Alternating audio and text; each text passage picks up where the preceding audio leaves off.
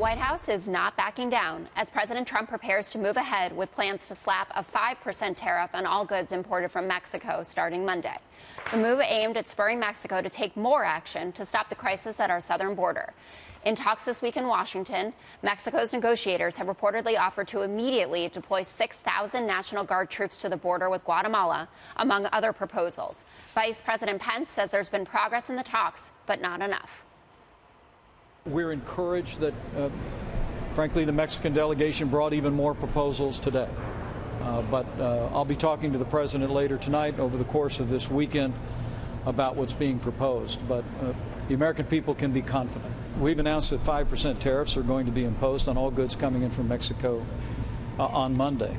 And if we don't see the results that we need to see, we don't see action by Mexico in the months ahead, those tariffs will increase. But there's been pushback from both parties over the tariffs. Now the chairman of the Democrat-led House Rules Committee, Richard Neal, vowing to introduce legislation to block the president from following through on his threat. And Michigan Congresswoman Debbie Dingell says the tariffs will hurt. Watch. 5% tariff increases the cost of a vehicle by $250. Cars that are being imported from Mexico, which I don't want to see being built there, by the way, but are going to have an increased cost by $1,000. This could cost anywhere from 90,000 to 300,000 jobs. A lot of jobs. It's a lot of money. Charles. Remember a year ago we heard these kind of dire warnings about putting 10% tariffs on Chinese goods, and we had the economy's been humming along pretty good since then. It's not something we want to do. I will say, though, to Debbie Dingell's point, since 1994, by the way, 1993, there were about this many car workers in Mexico. Now there's 700,000. In the meantime, we lost 4.5 million jobs, manufacturing jobs, since 1994 when we signed into NAFTA. The bigger point here, though, from the president's point of view, what can he do? He's got one weapon left. You know, he's got in his office, you can imagine this one glass says break glass, break out tariffs. This is when Congress, if Congress really cares, you mentioned this as being bipartisan pushback, great. Both sides think he's doing the wrong thing. Now come to the table and come up with the solution, because guess what? Ultimately, this is really your job. So are you? Go ahead. No, I think you have to appreciate the irony of this situation, because what's going on is there's a humanitarian crisis where you have people dying to come into this country to cross the border. He's trying to get Mexico to do something about it. And you have Democrats saying, we don't want, this is too expensive. We don't want there to be money. We don't want to lose money over the fact that people are dying. It's a flip-flop. It's usually the other way, where you have Republicans pointing out it's too high a monetary price to pay. So I think that's ironic. And the other thing that's so ironic about it is you have Republicans and Democrats both talking about drafting legislation to stop it.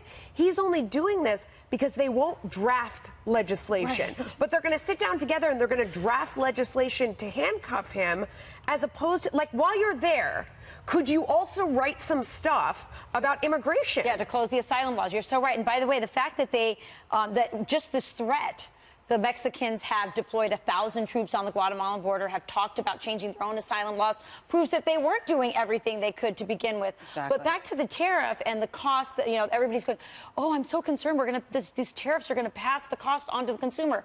Guess the people in Representative Dingell's district, the working class, the poor, they are affected by low wages, by illegal immigration. And also, we're all affected by the rise in health care costs and education costs that also come with illegal immigration. So I don't really believe that they're being sincere when they're so worried about that. There is something going on. As you said, the left and the right in Congress are united on some level.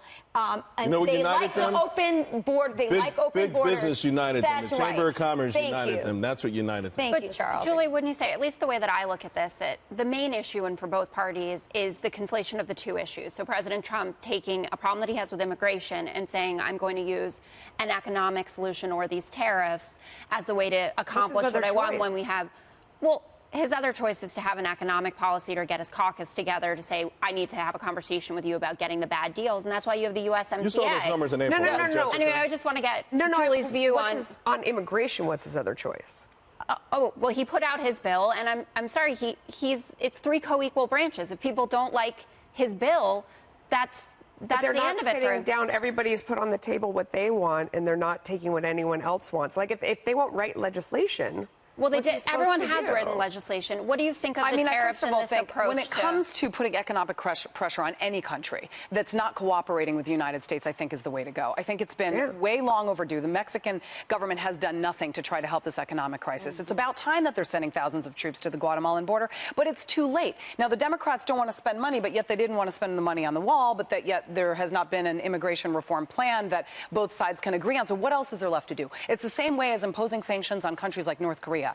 You have to hit them where it hurts. And so Mexico is finally listening. I think it's long overdue. Do you know where the Democrats and Republicans could come together is national security. We had a captured ISIS fighter. This week, we found out, the reports came out, who said that he was involved in a plot to come through our southern border and commit a terrorist act. Of course they're going to. If little kids with no parents can make it across our open border, children are being used on the border. I mean, people are being selling their children to sneak illegals into this country and then just leaving them in fields and then actually sending them back and using them again over and over and over. I mean, yeah, your heart breaks for that. But there's also a national security. My heart breaks for that immensely. But there is a national security concern as well that should concern both sides. If little kids with no kids can find their way across our border, sophisticated terrorists can too. So we should be able to come together on that. But you're not going to. You can say impose the tariffs, and we're sitting here. But Republicans have run for decades as free marketeers, right? They are not for tariffs. They are taxes on the American public. And the president is risking alienating the people who put him in office. He already did this with the farmers. Those tariff people, the base is not where the. I mean, are they really No, he going wants to it to go impose into effect Monday. No, the people that put President Trump in office put him in office to do this. That's right. They put him in office I don't think those to fix the southern border. Those farmers so you never heard any of the Build the Wall speeches? You never heard, I'm going to fix the border? It haunts me daily, Charles. Right. But I'm saying there are a lot of farmers who are still not sticking with the president because they actually believe him on this. The donor class and the base are not on the same page. I can tell you that.